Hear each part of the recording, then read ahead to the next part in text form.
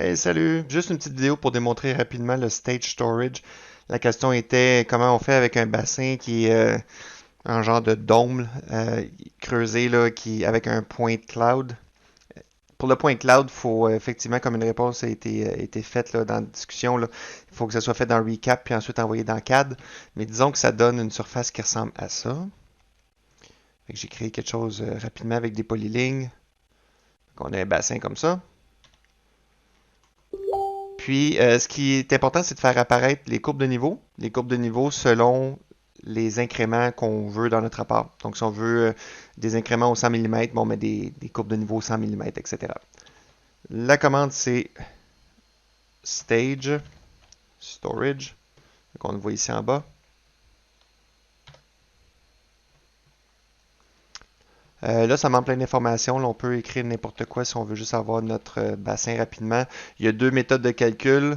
On clique sur Both, ça va donner deux colonnes différentes. Puis on n'a qu'à faire la moyenne des deux au pire ou utiliser un des deux, peu importe. Et on définit le bassin avec le bouton qui est ici.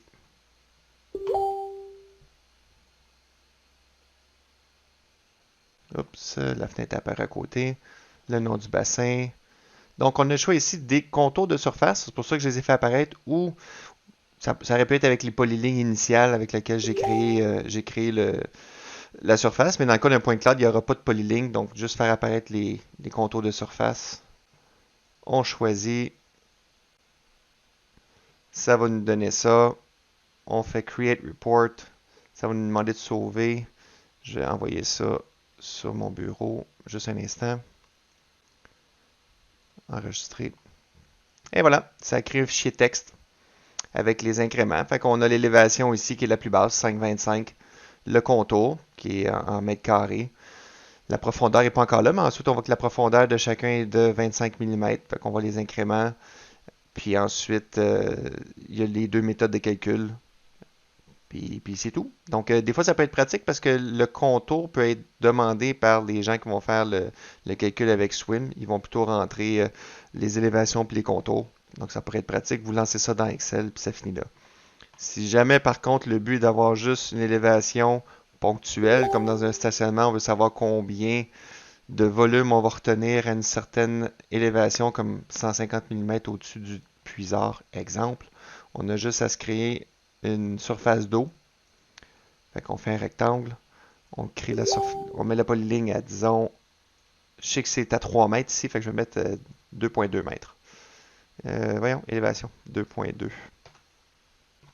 Créer une surface. Eau. Puis ensuite, on va ajouter le break line qui est le contour ici. C'est bon. Et voilà, si on regarde ça, on a en bleu plus foncé l'eau, le bassin ici. Puis si on veut juste avoir la différence ou le volume d'eau retenu, on va taper Report.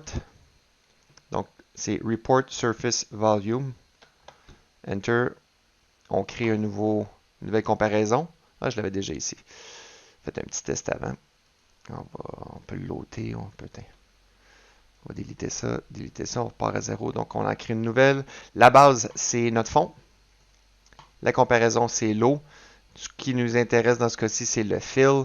Donc sûrement que vous êtes déjà au courant, là, parce que la question c'était plus pour le stage, là, mais juste comme ça, vite, vite, c'est comme ça aussi qu'on compare une surface projetée à une surface existante, euh, comme l'excavation d'une rue, à savoir qu'est-ce qu'il cote, qu'est-ce qu'il file et le net. Donc est-ce qu'on doit sortir des camions ou est-ce qu'on doit en rentrer?